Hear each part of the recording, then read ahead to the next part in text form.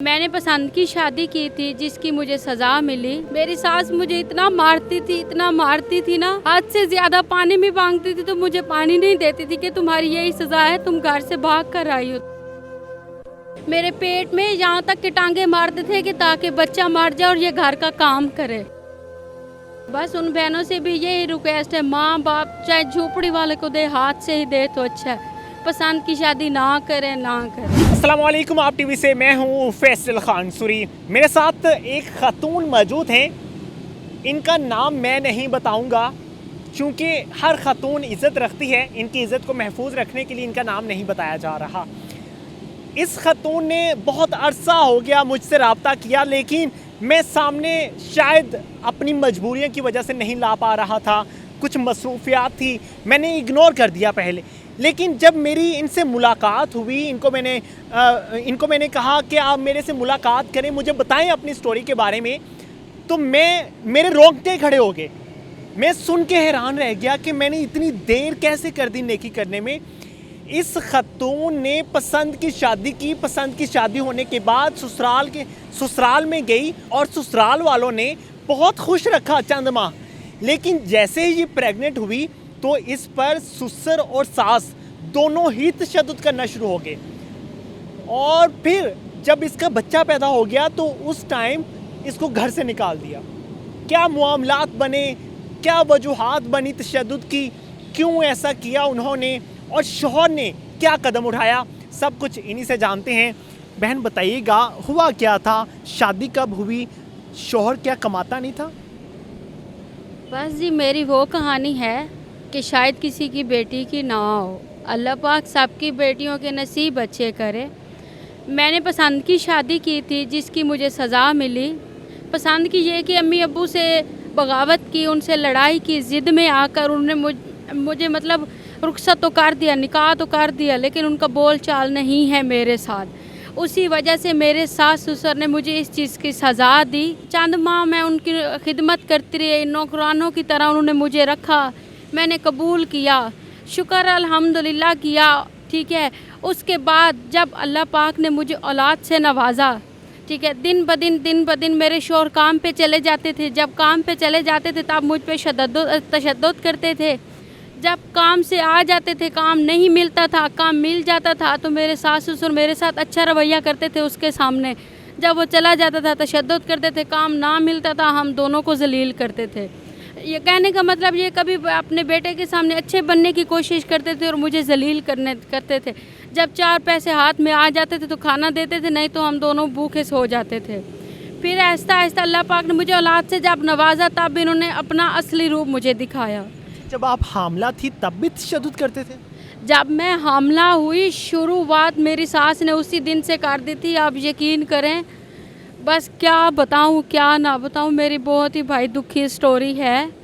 आप सुनेंगे, मैं कहती हूँ आप भी रो पड़ेंगे। मेरी सास मुझे इतना मारती थी ना, हद से ज़्यादा पानी भी मांगती थी तो मुझे पानी नहीं देती थी कि तुम्हारी यही सज़ा है, तुम घर से भाग कर आई हो, तुम्हारे माँ बाप ने तुम्हें निकाह करके भेजा, तुम्हारे पास कोई जहेज़ नहीं है, तुम्हारा हस्बैंड कुछ कमाता नहीं है, हम तुम्हें कैसे खिलाएं, अब तुम एक बच्चे की माँ बनने वाले हो। ऐसे मुझे जलीलो खुआर कर उसे देख कर साथ में ससुर भी शुरू हो गया।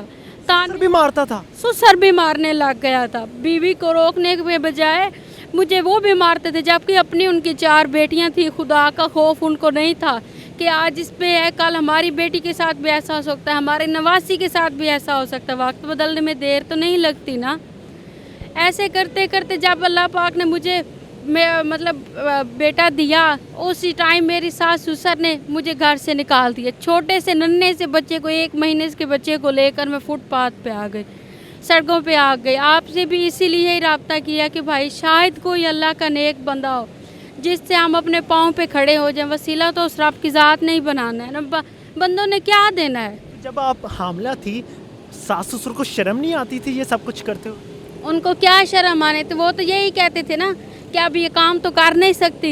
मेरे पेट में यहाँ तक के टांगे मारते थे कि ताकि बच्चा मर जाए और ये घर का काम करे, ताकि हमारा अपने वो बेटे के सामने अच्छे बन जाए कि ये इसने खुद हरकतें ऐसे की, ये सीढ़ियों पे चढ़ती थी, ठीक है, इल्ज़ाम मुझ पे लगा दे और ताकि ये मतलब फिर इजी हो जाएगी, बच्चा नहीं होगा तो फिर ये घर का काम करेगी, हमें नौकरानी के तहत मिल जाएगी, नौकरानी बनकर रहेगी, फिर मैं अच्छी थी। बस उन बहनों से भी यही रिक्वेस्ट है, माँ बाप चाहे झोपड़ी वाले को दे, हाथ से ही दे तो अच्छा है, पसंद की शादी ना करें ना करें। मैं तो आज अभी आपका शौहर क्या करता है?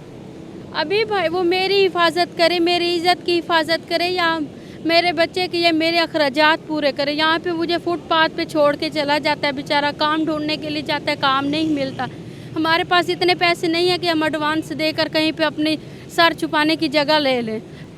मैंने बहुत सी स्टोरीज करने के बाद ये सुना कि बहुत से लोग नाजायज़ फ़ायदा उठाने की कोशिश करते हैं जब हम वीडियो के नीचे नंबर चलाते हैं, और मालूम पड़ता है कि लोग चस्के ले रहे होते हैं। बहुत माजरत के साथ ये अल्फाज इस्तेमाल कर रहा हूँ कि मुझसे शादी कर लो या वीडियो कॉल पे आ जाओ, या इस तरह के मामलात करने की कोशिश करते हैं। लेकिन इस खतून का जो मैं कॉन्टेक्ट नंबर चला रहा हूँ वो साहिब इस्तात लोगों के लिए चला रहा हूँ कि वो लोग इससे रब्ता करें और इसकी ज़रूरत अगर पूरी कर सकते हैं, अगर आप जैज़ कैश अकाउंट में कुछ रकम भेज दें या किसी भी तरह से राशन भेज दें ताकि ये अपने बच्चे को दूध पिला सके और अपने एक छत तलाश कर ले अपने लिए, तो सिर्फ इस मकसद के लिए रब्ता कीजिएगा। वो औरत जो अपना जिस्म दिखा के स्क्रीन पे आए या ऑफिस में अपने बॉस के साथ बैठे, उसके पास गाड़ी भी होती है, उसके पास आईफोन भी होता है, उसके पास बहुत अच्छा घर भी होता है, उसके पास हर तरह की अयाशी करने के लिए सामान होता है, हर तरह की अयाशी करने के लिए पैसा होता है। लेकिन बदकिस्मती से जो औरत पढ़ी लिखी हो, डिग्री हासिल करके किसी अदारे में जॉब के लिए जाए तो उसको रिजेक्ट कर दिया जाता है। रहम करें इस मुआशरे पे। इसी के साथ इजाज़त दीजिए। अल्लाह ने के बाद।